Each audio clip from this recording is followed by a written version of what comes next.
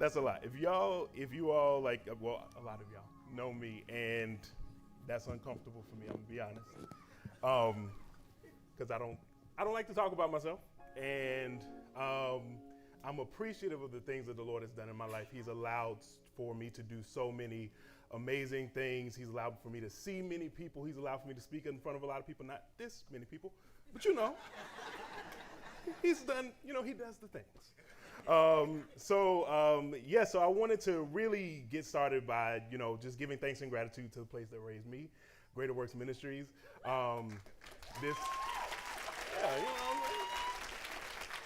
Y'all do all right. Y'all turn out all right people. I'm gonna go ahead and say that,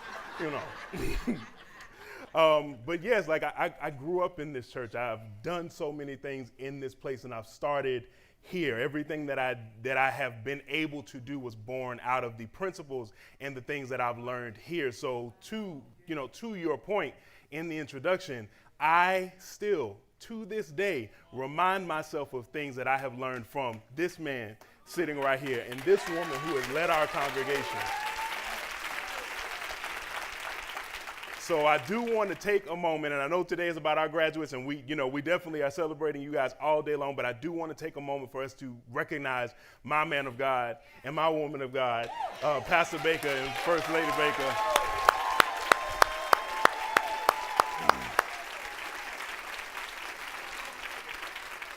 Because you dream, I call you dad. I slip that in there every now and again. But that you are one of my fathers. I have a lot of mothers, as people know, and I have a number of fathers as well, and I consider you to be one of those people to me. So I just want to thank you for the opportunity to come back and speak, and I want to thank you for everything that you've poured into me, and a lot of your stuff is going to show up in this speech today. So thank you again. Thank you.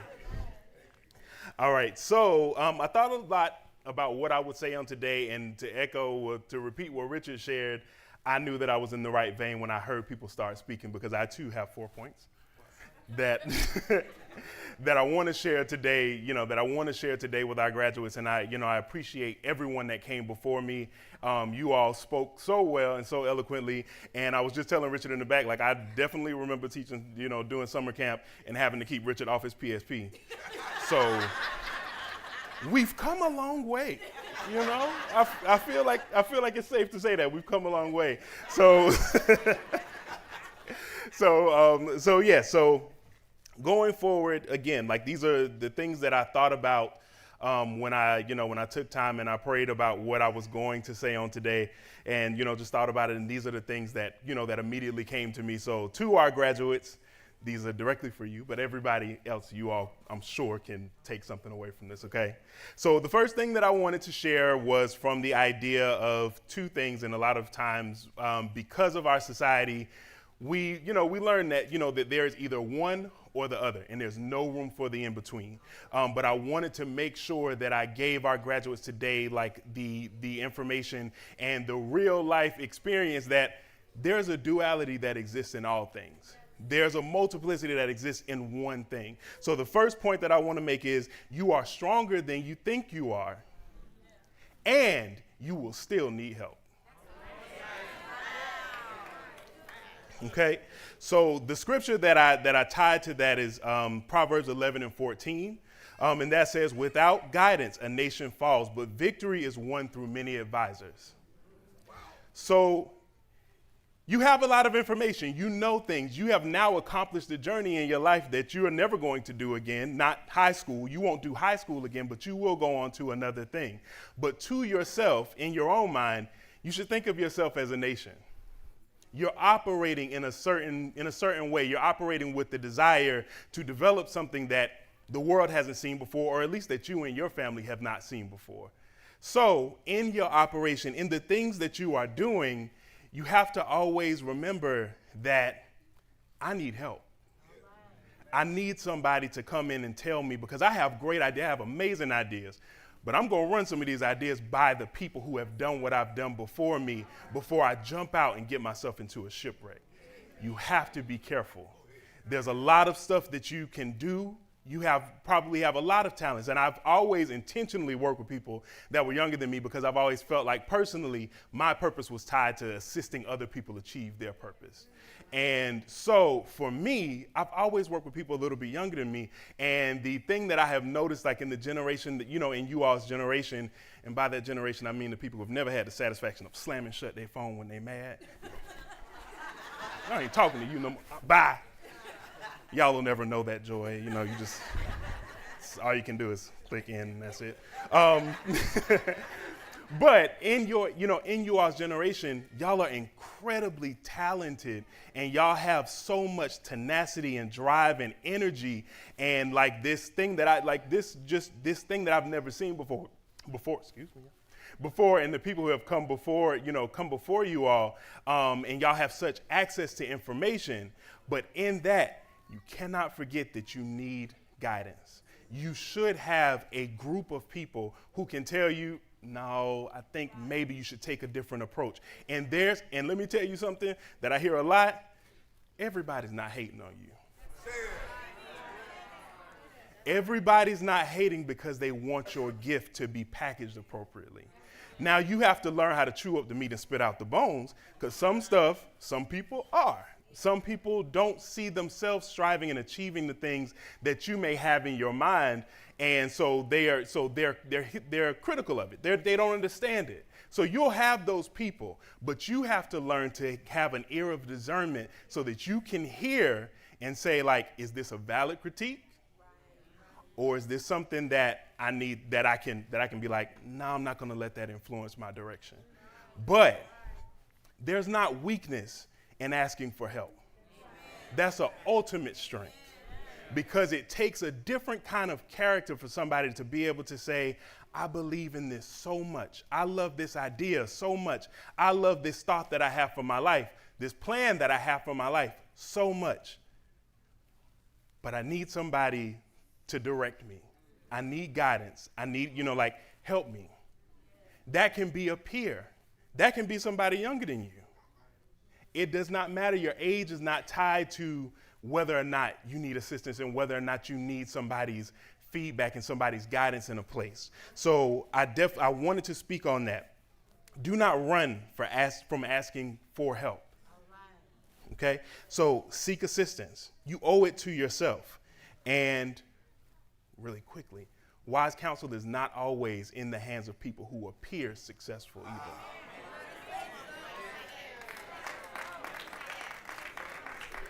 Because you will encounter a lot of people who look like they have it all together and they appear, dressed up trash cans. You said that. And you have to be able to check people's character. You have to be able to say, like, you have this, you have that. You dress well, you speak well, but are you well? It's important. It's important to get to the core of that when you're asking for help. So you need to learn that and be able to take that with you. Have the humility to ask for assistance and have the wisdom to discern whose assistance you need. Okay? All right. So my next point is prioritize your relationship with the Father. It's a different thing to prioritize your relationship with God, because people will tell you what that looks like. It's like, oh, you're supposed to be religious. You're supposed to be to church every Sunday. You're supposed to do this. And if you do all the things that you're supposed to do, people will feel like, oh, you've achieved that. You're in church. You do what you're supposed to do. But the relationship is very different. So in sharing this with you all, my encouragement is to make it a daily thing. It doesn't have to be formal. It doesn't have to be extra. I know for me personally, I always felt like, at 18, 19, I always felt like, oh yeah, when I get about 35, like my relationship with God gonna be good. Didn't have a plan on how I was gonna get there or how I was going to make that happen. But I just felt like, oh, adults are good at Jesus. They just good at that. Once you get past a certain age, that's just what it is, And I've learned that in my process to getting to a certain place, and I've not arrived yet. But in my process of getting there, I had to decide that I was going to seek him in every way that I could, because I needed peace. When I didn't need the money to pay my bills, I needed peace. When I had the ability to take care of the financial things and the obligations and stuff that I needed and relationship situations that I needed to kind of work my way through, I had all the things, but I needed peace and I needed a way to ground myself. So right now you're in a place where you've just accomplished something major. This is the biggest thing that you've ever done in your life. Immediately after this, people are actually probably after the service, people are going to ask you what you're doing next. And that can create a lack of peace. Because now that you've accomplished one thing, people are making you feel like you got to run on to do the next thing. And do not compare yourself to the people next to you, because comparison is the thief of joy. You won't be able to enjoy this moment because people are already telling you need to be running on to the next thing. And you need to be doing that. You need to be figuring it out. You need to be thinking. And yes, you do need to think. That's fair. But don't allow your thinking to steal this moment. So all of those things I say to prioritize your relationship with the Father by anchoring yourself on the Word. So that when things come and people blow on you and people share things about you, when people share things to you, when they say things to you that make you feel like, oh, okay, well, dang, I need to be thinking about this, or I need to be thinking about that, or I need to be doing something else, or I need to be looking a different way, I need to be feeling a different way, you should always have something to go back and anchor yourself on. Even if that's something, it does not have to be dramatic. Again, I've always felt like adulthood, Jesus, there we go, equal. That's not the same thing. I had to learn to chase after him and pursue him intentionally. I had to do it on purpose. And if you don't do it on purpose, you'll get lost. You'll get muddied in those voices that you hear and those things that you feel and those unctions of your spirit and the things that pull on your mind that tell you that you're not good enough. You're not supposed to be in this space. And I know that because why? Dealt with it this morning. It doesn't go away. But when you learn to anchor yourself in your relationship with the Father, it keeps you from swaying. You have something to hold you down and keep you from being moved. So you find little things. Find a scripture that you love and that's like, okay, Lord, I'm going to be all right. I'm going to be okay. It doesn't matter what it is. If it's the only thing if you remember the 23rd Psalm and you don't remember but the first 3 verses, say it to yourself. Repeat it to yourself. Affirm yourself. Speak to yourself. Speak life over yourself and over your situations, because things are going to come. And don't let people make you feel like it's normal to be mentally unwell. Seek help. Ask people for assistance and ask the Father. Always keep, like I said, keep something to yourself that you remind yourself to say, like, okay, I know this feeling. I'm not going to let it take me under. Acknowledge it. Know yourself and know the Father and know what he says about you. Repeat what he says about you to yourself. Don't repeat those things in your mind that tell you that you can't do this, I shouldn't do that, or those things that you learned growing up, because also being an adult, you have to unlearn some stuff too. And that's difficult. That's extremely hard to unlearn something that your mother taught you and you know your mother don't have nothing but the best intentions for you, but it's not serving me well now.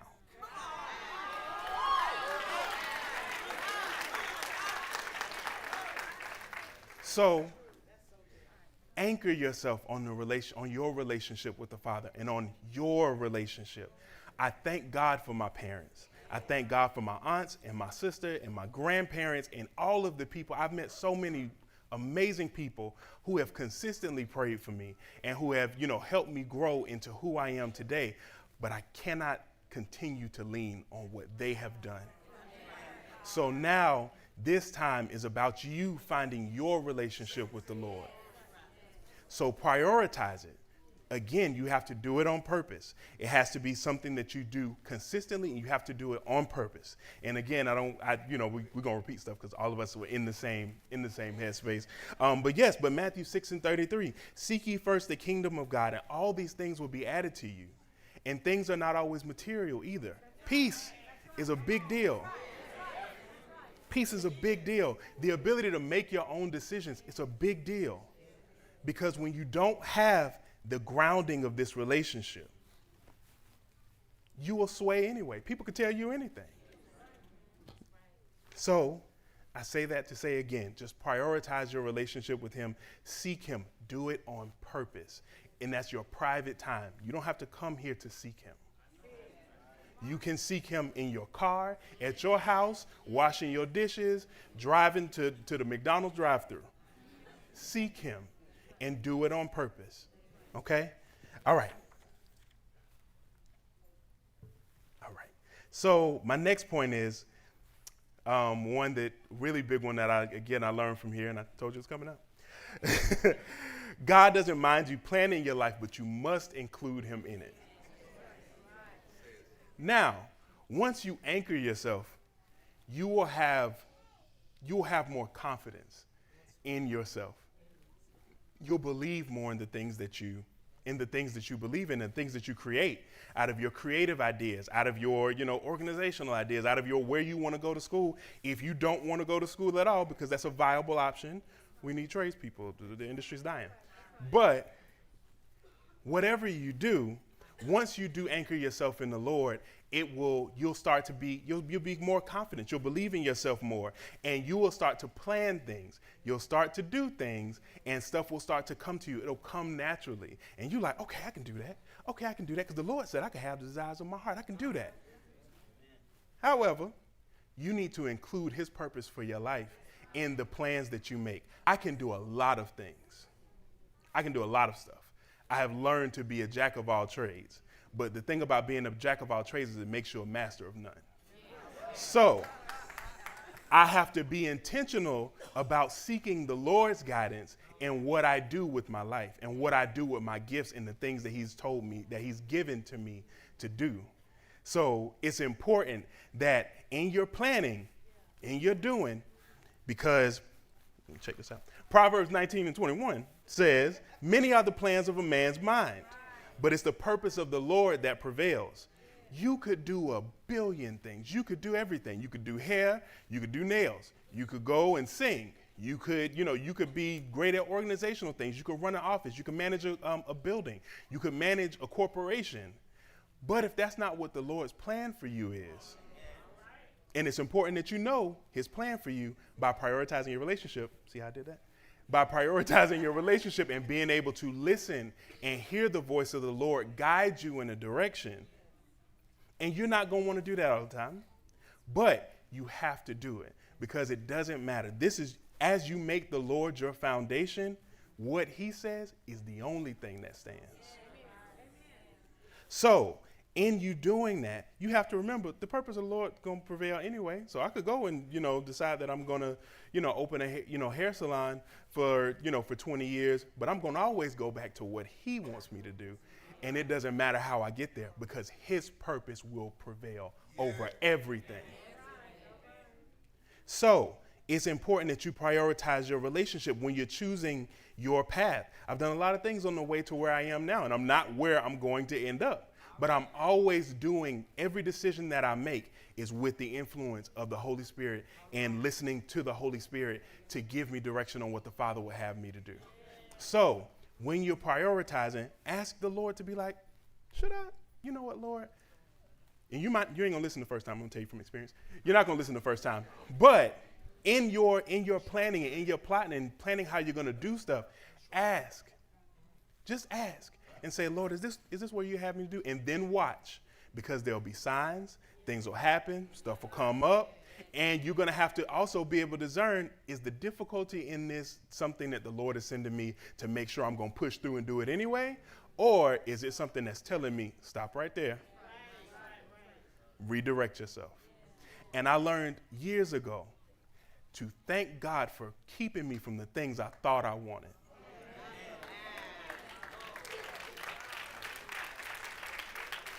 Because I thought I wanted to do a lot of stuff. I thought I wanted a lot of things. And I'm like, I want to do that. I could do that. I'm strong enough to do that. I'm doing it better than they could do it. And you're going to think that because you're going to be a little more confident once you get your relationship with the Lord solid. But I had to realize, no, let me follow his plan. And his plans were longer than I could have seen it coming. The things that I have done have been able to line up and to stack up and to create experiences because I listened. because I didn't really want, because there were some places I didn't really want to work. I was like, I don't really feel like I want to be in this space. I feel like I'm too good for this. I feel like I got too much information for this. And there were things that I did not want to do and did not want to be a part of. And those things are going to come. But I am telling you, if you listen, it will provide for you in the long term. So listen. Again, intentionally build your relationship with the Father. Develop it, let it grow, and it will not lead you astray. Everything is not going to pan out the way you want it to, but it's going to pan out for the way that it's supposed to. Again, for the ultimate purpose of the Father, because you never know your purpose for being in a place. You could be in the right place at the right time, and anything can open up for you. Just like you can be in the wrong place at the wrong time, and you not only impact yourself, but the people around you. There's purpose tied to your life, and it's dangerous for you to be out of place.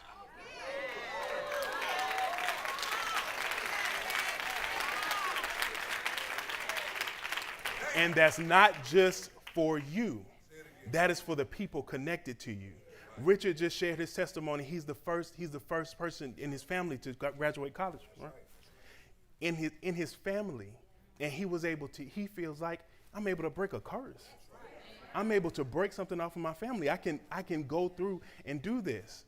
And sometimes it won't be you who receives the immediate blessing on what happens, but you might impact generations down the line, creating wealth, creating confidence.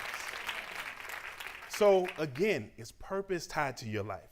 There's something that you have to be careful about every ring that you throw your hat into. Because everything's not for you. And you don't want the box that fits. You want the one that's made for you.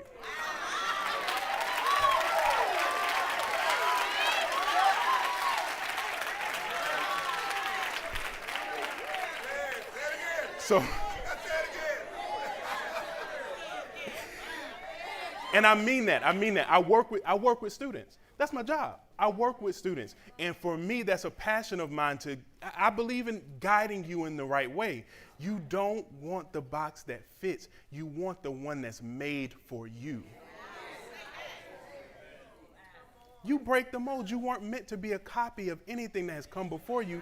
You were created to break molds, to create ways for more people to come through after you. And that's important. But you know why it's important? Because he don't mind you planning your life. But you have to include him in it. So that's how you're going to make the appropriate decision. All right? And so, thank you all. I appreciate y'all. And the last thing that I want to share is embrace your struggle. So, and I used James 1 and 2 through chapter 1, verses 2 through 4. For that. Count it all joy when you fall into various trials, knowing that the testing of your faith produces patience.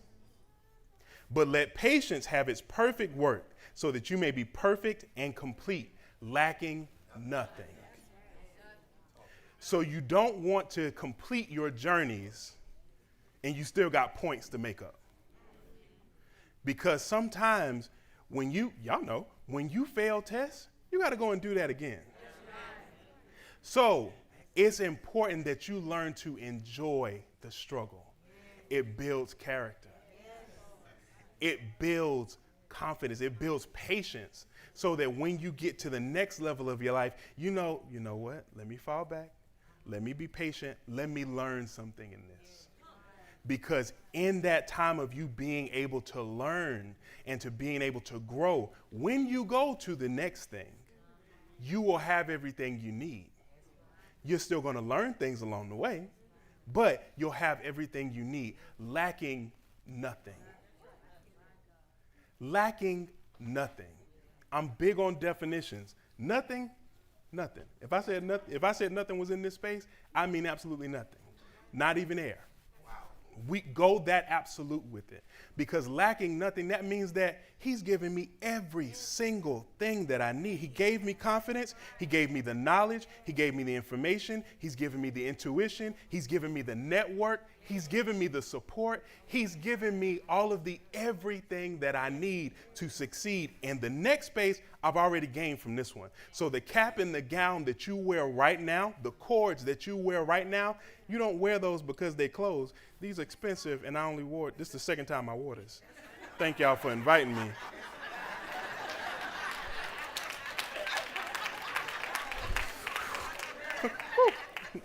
So that I could wear it again and get my money's worth. But the cap and the gown, they signify something. That's your institution's way of saying you have gained everything that you need. You have all of the information. You have achieved everything that you needed. And now there's another level. And there's another place for you to go. But if you fought that process while you was in it, if you listen to your teenage angst mind say, I'm 16, I could drop out because I don't need this. Like, and that is nothing bad to people who do that. But I'm speaking to you all. And because you have given yourself the strength to say, you know what, I'm going to keep going through this. I'm going to see it through to the end. I'm going to get what I need out of this so that I can then move forward to my next place. You had to endure. Because I don't know nobody like getting up at 8 o'clock in the morning, and we all work. I don't know anybody who likes doing it, but it's something that's a part of the process. You're learning something in that. There have been probably situations in your time in high school before you achieved this cap and gown that was like, I don't know about this. I don't know that I want to finish this. I don't know that I want to continue doing this. Whether that was relational, whether that was, official with schooling. Maybe it was difficult for you to get through algebra. It was hard for me. Maybe it was difficult for you to really pay attention in history. So whatever obstacles you have come through on this way, now that you know these things are going to come in my next cap and gown, if that's what you choose to do, or in my next accomplishment, or in my next elevation, I have to learn to enjoy those struggles. You'll never have them again, because once you get through this one, that's it for that one. So learn to enjoy your process. Learn to get yourself through it. And I'm learning this too. So I want to be very clear about the fact that I have not made it yet. I haven't achieved everything that is going to happen in my lifetime. I believe that the Lord is going to do bigger things in my life. However, in this time, I've had to learn to look back over the things that I thought was going to take me out. And the things that I thought, like, I'm struggling with this, Lord, and I didn't ask you to help a whole lot of times, and I'm going to need you to come through. and it wasn't always financial. Because like I told y'all, I struggle with even coming here to speak this morning because I'm like, me? Who gonna say what to who? Because I'm still figuring it out. And that unworthiness is something that I have struggled with really all my life, but you always feel that way. There's something that sneaks in your mind at some point and tells you, like, don't even worry about it. Say no. You ain't got time for that. You got to do this other thing. You have to do this. You have to do that. But it's important for you to challenge yourself so that you can enjoy that struggle and learn from it. Because when you enjoy the struggle, when you put yourself in a space where it's stretching you on purpose, that's when you build patience. That's when you come to a place where I don't lack anything. Not for this stage, not for this next thing that I can walk into. And that's the place that you want to be in. So learn to embrace the struggle. Don't let it stop you. Because everybody loves the butterfly. The butterfly is beautiful. It got colors, it's wings, big, it's flying around, it's majestic looking. It's like, I want that. That's what I want right there. But what you don't realize, or what most people doesn't come to mind, is that a butterfly is a caterpillar first. And then it becomes like a pile of goo. And that's it. It becomes a pile of goo. Like that, I wouldn't say nobody knows what goo feels like, but to be in that space of where it's like, I don't know what this is. I don't know what is happening here. Like, I don't understand. This don't fit. Where am I going? I don't have arms. I don't have legs. I don't have a direction. I don't have anywhere to go. And if you think about this place as your goo, And you, with the understanding that there's coming a butterfly. If you think about it in that way, you can allow yourself to enjoy the process and say, let me stay right here. You won't get out of place. You won't move too fast if you listen and you trust your process and you embrace the process. I'm telling you guys, and again, I'm still learning this. I just went to a conference a couple of weeks ago, and I'm sitting here, and we got an opportunity to mentor with somebody professional, so I'm excited. I got notes. I'm like, I'm finna ask her all the questions. She's gonna tell me everything I need to do. She's gonna tell me bam, bam, bam. She's gonna give me a list. She's gonna give me a timeline. She's gonna give me all these things that I need in order to become the professional that I wanna be. And she told me, what your grandfather told you. What's the hurry? Like, what you rushing around for? Like, why are you so, calm down and enjoy where you are right now. You will never be here again.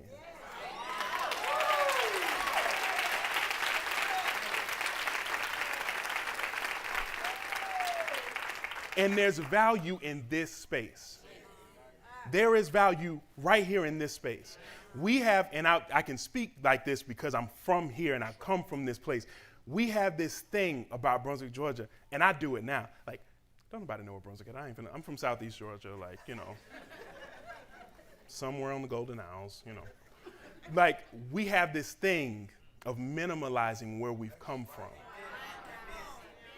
But there is something about where you have come from that is taking you where you're going, and it won't, and nobody else will have it.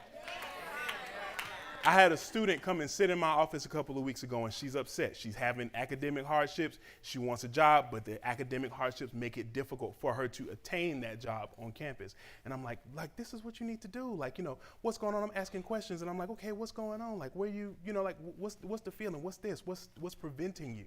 And she's like, okay, she's sharing different things with me. And I'm like, okay. I'm like, all right, so where's home for you? Brunswick?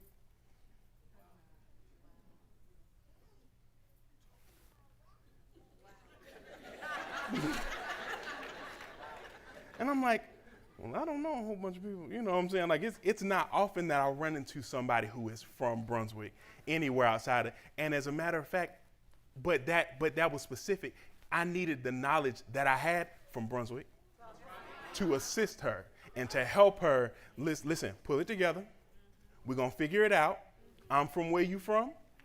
We have a commonality. I understand what you're going through. There's something specific in your experience. And I have literally been in South Korea, sitting with a man, do not know this man from Adam, a Korean man.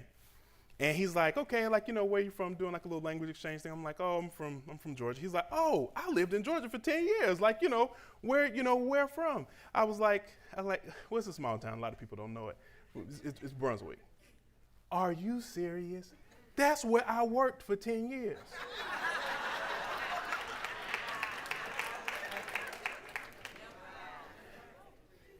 Do not minimalize what has been birthed in you in this space. Right here. There is something specific that is in your experience here that is going to carry you where you're going. And you need it. Don't minimalize it. Don't act like it's not a big deal. And I'm talking to myself. Don't act like the things that you've accomplished are not a big deal. This is a big deal. You've never done anything like this before. And when you do the next thing, that next thing won't be like what you just did. So enjoy this space. Enjoy your process. Rest in it and learn from it. Review. Think back. Because all of this, and I know for a lot of us in this room, like for me, this is a Selah moment because I'm like, woo. First of all, the last time I was on this stage was 8 years ago. 8 years ago, and I'm like, now the man of God of this house has trusted me to speak to people. And this is not what I desire to do with my life, but I do feel like everything that I have done has brought me here. There's value in reviewing. Look back Think about where the Lord has brought you from, what he's done for you. And whatever your experience is, don't let anybody minimize it. Because I know as an adult, we have a tendency to look at you at 18 like, child, you ain't, come on. It's not that stressful. It's not that big of a deal. It's not this. It's not that. It is for you. You are the oldest that you have ever been in your life. And the experience that have brought you to the oldest that you've ever been in your life are legitimate. So don't allow people to tell you, to make you feel like you shouldn't seek God because what you're going through is not that bad. You just sad. That's not depression. It's not the same thing. Examine yourself. Look at yourself. Become a master of telling your own story so that other people don't tell it for you. Because people will put things on you. They'll put things on you. They'll give you titles. They'll give you things that it's like, I don't know if that's what but if you don't have the confidence, the foundation in your relationship with the Lord to be able to say, that's not what I'm trying to say. This is what I'm trying to say, and I mean what I said. I said what I said. It's important for you to be able to do that. And in order to do that, you have to embrace your struggle, so that you can look back and say, this is what that was for me. This is what I learned in that space. And this is what I can continue to learn. I go back and tell stories of things that I've done 5 years ago, and I have a completely different take on it than I did then. Because then it was just something that was irritating me. It was just something that was bothering me. It was just something that made it difficult for me to get through my journey.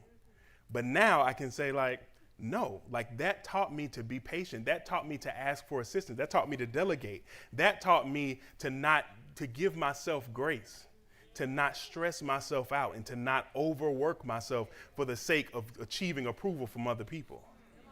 That's what that taught. I get it now. Things start to click after a while. When you embrace the struggle, when you don't embrace it and you let it drag you here and there, you don't learn anything from it. You just get frustrated. And the frustration just builds into anger. And then the anger builds into acting out. And now you can't keep friends. And now you can't stay at a church home. And now you can't do this. And now you can't keep a job. And now you can't do this. Embrace the struggle. There's something powerful in it. It's teaching you something. It's growing you up. It's uncomfortable, but changes bring on pain. And you don't need to be the same in every season. You as well. You need to be leery of people that look the same every time you see them. You should be changing. It's uncomfortable. You're not going to like it. It's going to make you see yourself in a light that's like, oh, I don't know if I like that and I don't want to look at it, so I'm going to turn this way and I'm going to enjoy the fact that, I'm good, I can sing. La. No, you need to look at those things that make you uncomfortable the longest, because that's what's going to make you change. That's where you're going to grow. That's where you're going to expand. That's where you're going to find your gift that is most optimal. So you need to be able to embrace your struggles. Excuse me. Use those trials to grow you, and don't let them break you. Because they will. And it's designed to see what you're made of. And you are made of great things. Again, so just to go back on our 4 things to remember, you are stronger than you think, and you still need help. Come on. Thank you. Prioritize your relationship with the Father. That's where your help comes from. Okay? God doesn't mind you planning your life, but you have to include him in it. All right, and our last one, embrace your struggles. Okay? So I could share with you guys all day long, because y'all know I'm a talker. But, I definitely want to make myself available to you all, to the class of 2019, as a resource. And I appreciate you all so much for having me. I'm definitely going to link up with you all after service. Y'all reach out to me. Ask me for what you need. If you need help, I'm the person to give you that help. So do not be afraid to ask for assistance from me, from anybody in this space. This is a huge family, and I know that each and every person in here loves you and is praying for you and is pushing you into your next space. So if you all don't mind, can we rise and give the class of 2019 a very big applause?